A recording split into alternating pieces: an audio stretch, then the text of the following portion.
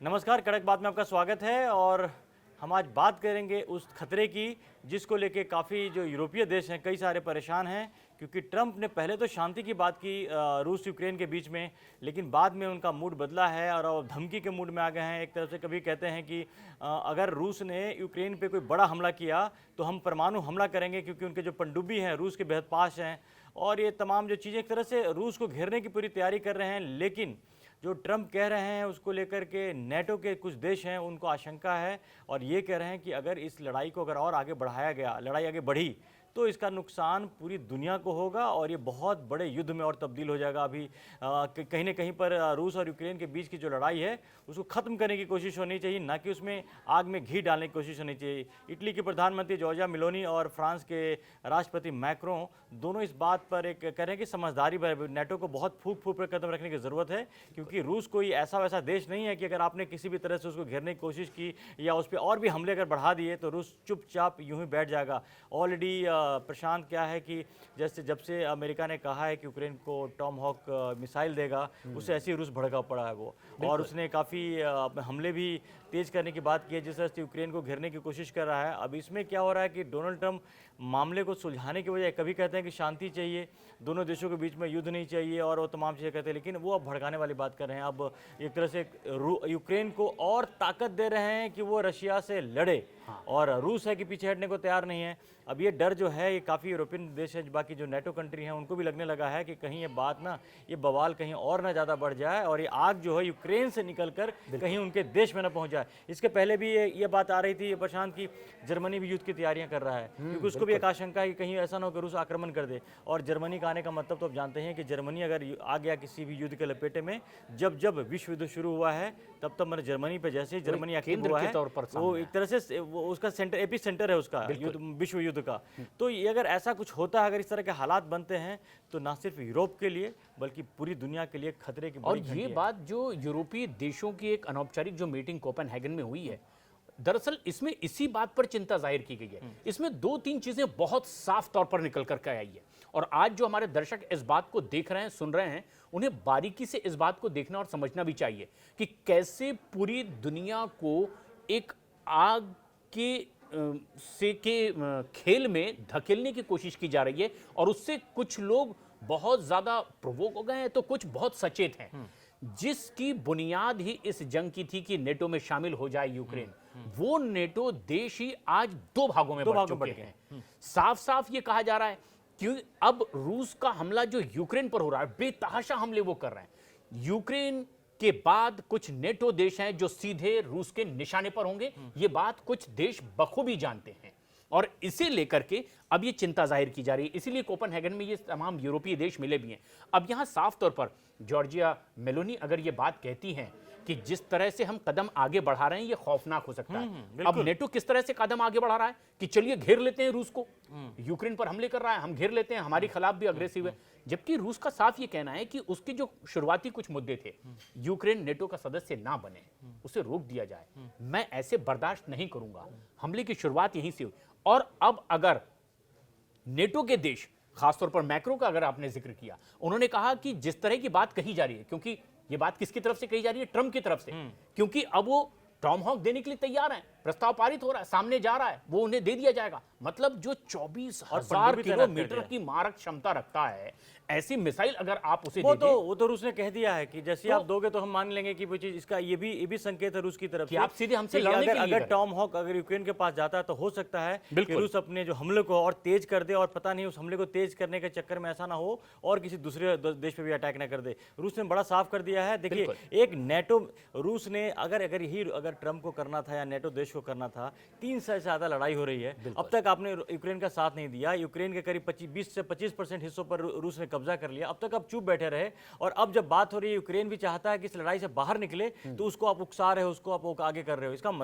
इसका तो मतलब है कहीं ना कहीं पर ये अगर जो भी पॉलिसी रही है नेटो की रही है या अमेरिकन राष्ट्रपति की रही है, उसमें तो बहुत बड़ा फ्लॉज है, क्योंकि आप अब बर्बाद यूक्रेन को और कितना बर्बाद करेंगे। और अगर रूस पर अगर सीधे हमले करेंगे, भाई अभी तक रूस पर हमले बाकी देशों ने क्यों नहीं किया, नेटो कंट्री ने क्यों नहीं, इसीलिए नहीं किया उनको मालूम है कि रूस को छोटा मोटा देश नहीं, अगर उस पर हमला करो तो डायरेक्ट आप पे अटैक करेगा वो। और सिर्फ बात जंग की ही नहीं है, आप अंतर्राष्ट्रीय स्तर पर व्यापारिक संबंधों में इतने बंधे हुए हैं कि ये ऐसे पॉसिबल नहीं है कि आप नदी के इस किनारे खड़े हो जाएं और कुछ देश उस किनारे खड़े हो जाएं। अंतर संबंधों में, ग्लोबलाइजेशन के इस दौर में ऐसा बिल्कुल संभव नहीं है, और इसीलिए नेटो देशों के ही कुछ देश साफ साफ अब इस ओर इशारा कर रहे हैं। अगर जॉर्जिया मेलोनी कहती है कि अगर हम इस तरह से कदम आगे बढ़ाएं कि रूस को घेर लिया जाए, ये आग से खेलने की तरह होगा।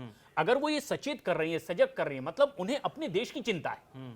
अगर वो ये चाहती हैं, मानती हैं कि इटली को भी सुरक्षित रखना है, तो ये कदम जिस तरह के आगे बढ़ रहे हैं, इसे हमें रुकना होगा। और वैसे भी देखिए कि पूरी दुनिया बारूद के ढेर पर है। गाजा को लेकर के जो तमाम चीजें हो रही हैं, जो गल्फ में जिस तरह से आग लगी हुई है, उसके अलावा रूस यूक्रेन की ये अभी तो कोशिश ये हो रही थी कि ये लड़ाइयां खत्म कराई जाए। लेकिन आप इस तरह से अगर बयान दे रहे हो, या पता नहीं बयान दे रहे हो कितना आगे तक जाओगे, क्योंकि इस बात का डर अब यूरोपियन कंट्री में साफ साफ दिख रहा है कि अगर टॉमहॉक दिया गया, टॉमहॉक मिसाइल दिया गया यूक्रेन को, तो रूस चुपचाप तो नहीं बैठने वाला है। क्योंकि जब रूस पे खतरा उसको आता है, खतरा सामने नजर आता है, रूस कहते हैं ना कि वो पहले अग्रेसिव हो जाता है, वो पहले अपने वो बाद में वेट नहीं करता है कि उस पर कोई हमला होगा उसके बाद वो करेगा, वो पहले ही अपने उसके हमले के लिए तैयार रहता है। और इससे नतीजा लग रहा है कि अब तो जिस तरह के संकेत आ रहे हैं, ये लड़ाई और आगे बढ़ने वाली है। हम ये मान के टॉमहॉक की तो बात कह दी गई है, टॉमहॉक यूक्रेन को पहुंच रहा है, ये बात अमेरिका की ओर से साफ कर दी गई है। लेकिन टॉमहॉक यूक्रेन को देने का मतलब क्या है? यूक्रेन उसका क्या इस्तेमाल करेगा? क्योंकि टॉमहॉक जैसी सबसे शक्तिशाली और उसकी मारक क्षमता 24,000 किलोमीटर, यानी ये एक इतनी लंबी दूरी की मिसाइल है जो सीधे मॉस्को को अपने टारगेट पर रखेगी। इसका मतलब है कि अब अमेरिका ये चाहता है कि मारो, जितनी ताकत से मार सकते हो रूस को। ये नौबत क्यों आ गई? क्योंकि अभी तक के एक स्थायित्व नहीं है ट्रंप के बयान में, अमेरिका के बयान में। या फिर अमेरिका आखिर चाहता क्या है? कभी तो ये कहता है कि ये गलत तरीके से यूक्रेन आगे बढ़ रहा है, आपको इतने दिन का वक्त दिया जाता है, आप इतने दिन में ये युद्ध जितना लड़ सकते हो लड़ लो। कभी उसे कहता है कि आप अब इसके आगे आप ना बढ़ें। कभी कहता है कि आप बातचीत के लिए सामने आ जाएं और जो जो शर्तें रखी जा रही है उसको मान ले। तो ये यूक्रेन भी खुद नहीं समझ पा रहा है कि उसे आखिर करना क्या है, उसे कितना सपोर्ट मिल रहा है, कितना नहीं मिल रहा है। बल्कि अब यूक्रेन के राष्ट्रपति की जो जेलेंस्की की बेचैनी देखी जा सकती है, कुछ समय पहले से लगातार बेचैन थे। उनको शायद लगने भी लगा था कि डोनाल्ड ट्रंप जिस तरह से बातें कर रहे हैं उनको फायदा नहीं हो रहा, इसीलिए उन्होंने भारत का दरवाजा भी खटखटाया था। प्रधानमंत्री नरेंद्र मोदी से बात की, बड़ी उम्मीद की निगाह भारत की तरफ ही रखी, और ये चाहते हैं कि किसी भी तरह से रूस के जो राष्ट्रपति हैं पुतिन को मनाया जाए और युद्ध को खत्म किया जाए। हालांकि रूस भी चाहता है कि अभी उसको भी 3-3.5 साल लड़ते हो गए, वो भी अब लड़ाई को आगे नहीं बढ़ाना चाहता। उन्होंने तो साफ कहा है कि हम बिल्कुल चाहते हैं, क्योंकि उनको जिन इलाकों में कब्जा करना था, यूक्रेन के जिस हिस्से में कब्जा करना था उन्होंने कर लिया है, और उसे पीछे हटने वाले भी नहीं है।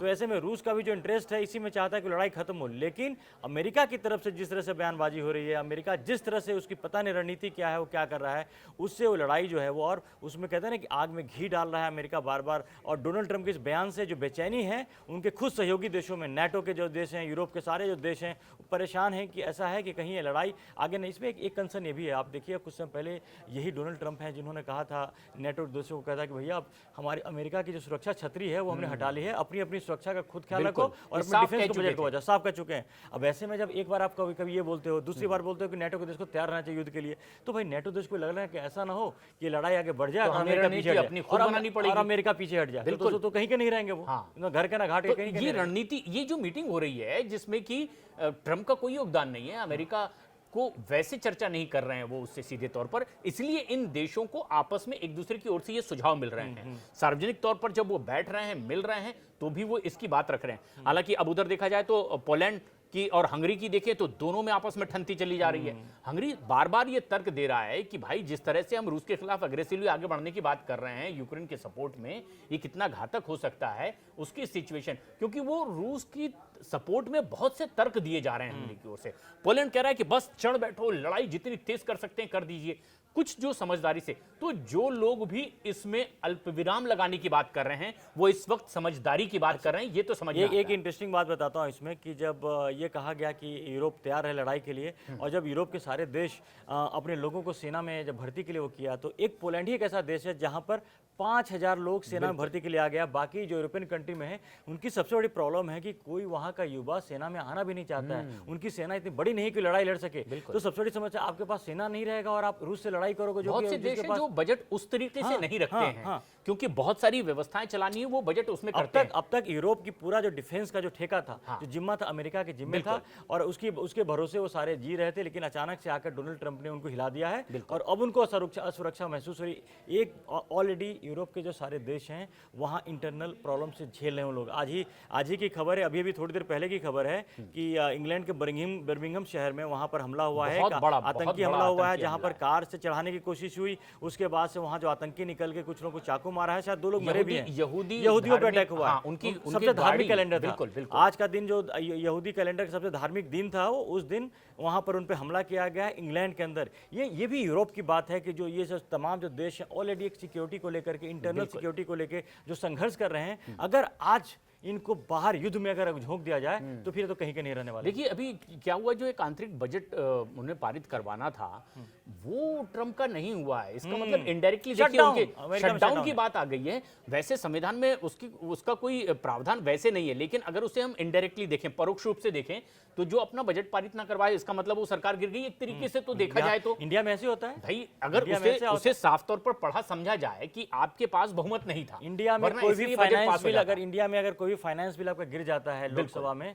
तो आपकी सरकार चली जाती है। ये बहुत ही क्रिटिकल होता है। चल अमेरिका का कुछ अलग वहाँ के नियम कानून है, लेकिन बड़ा क्रिटिकल दौर से अमेरिका गुजर रहा है कि वहाँ शटडाउन की स्थिति है। यानी तनख्वाह देने के लिए अब पैसे नहीं। वो जो पास करवाना था, दरअसल बताया जा रहा है कि जितना प्रतिशत बजट पास करवाना था टोटल में से, वो पारित नहीं हुआ है, जिससे कि ये पेमेंट दी जाती है, जिससे कि ये सेवाएं देने वालों को। बाकी तो फिर वो ये होता है कि कितना कर्ज लिया जाएगा और उससे कैसे सिस्टम चलेगा, वो बाकी का हिस्सा था। जो ओरिजिनल हिस्सा था वो पास नहीं करवा पाए। तो जब इनके पास तनख्वाह देने पैसे नहीं, वो कैसे इन नेटो कंट्रीज की रक्षा के लिए, और ट्रंप ने तो साफ कर दिया था इसमें सवाल ये उठता है प्रशांत कि कहीं ऐसा तो नहीं है कि अमेरिका की जो इंटरनल प्रॉब्लम है उससे डाइवर्ट करने के लिए डोनाल्ड ट्रंप इस तरह की बातें करेंगे। कई बार ऐसा देखा जाता है कि जब आप घरेलू स्तर पे जब कमजोर हो जाते हो तो उसके बाद आप डाइवर्ट करने के लिए बाहर का रास्ता ढूंढते हो। तो अभी डोनाल्ड ट्रंप अपने घर का तो मामला सुलझा नहीं पा रहे हैं। वहाँ जो वहीं काफी विवाद है, ट्रंप को लेकर काफी विवाद चल रही है, और इसमें अगर वो और लड़ाई को आगे बढ़ाने की बात करें तो मुझे नहीं लगता कि कोई भी यूरोप का कोई देश या नेटो का देश चाहेगा कि इस तरह की हालात हो। लेकिन फिलहाल जो है, जो रूस यूक्रेन के बीच शांति कराने की बात हो रही थी और खुद डोनाल्ड ट्रंप इस पे पहल की थी, लेकिन उसमें लगता है कि ट्रंप ने फिर से यू टर्न ले लिया है और वहाँ रूस और यूक्रेन के बीच में वो आग में घी डालने का काम कर रहे हैं, रूस को और भड़का रहे हैं, जिससे जो खतरा है अब यूक्रेन से निकल करके यूरोपीय देशों पर आ गया है। ये बड़ी स्थिति हो गई है। अब देखिए, और ये बात वो महसूस करने लगे हैं कि अब हमें अपनी सुरक्षा खुद समझनी है। यूरोपीय कंट्रीज, नेटोज जो है वो ये इस बात को अच्छे से समझ रहा है कि अगर इस तरह की सिचुएशन ट्रंप ने क्रिएट कर दी है तो वो जरूरत पड़ने पर कितना काम आएंगे। इसी लेकर हमें सजग होना है, सचेत होना है और अपनी सुरक्षा हमें खुद करनी है। क्योंकि यूक्रेन की हालत उन्होंने ऑलरेडी देखी ली है। तो ये जो नया डेवलपमेंट है बड़ा खतरनाक है, और उम्मीद है कि यूरोपियन देश के जो नेता हैं अपने अपने हितों के इंटरेस्ट को समझ करके डोनाल्ड ट्रंप की बातों को उनको मनाएंगे या उनको रोकेंगे। आगे ऐसा कुछ नहीं करेंगे जिससे रूस यूक्रेन की जो लड़ाई है वो बाकी और फैल जाए। तो ये तमाम चीज़ों पर हमारी नज़र बनी रहेगी। अगर अभी तक आपने कड़क को सब्सक्राइब नहीं किया तो जल्दी से आके सब्सक्राइब करें, और बाकी तमाम चीज़ें अपडेट्स लेकर हम आपको बस फिर हाजिर होंगे। फिलहाल के लिए धन्यवाद।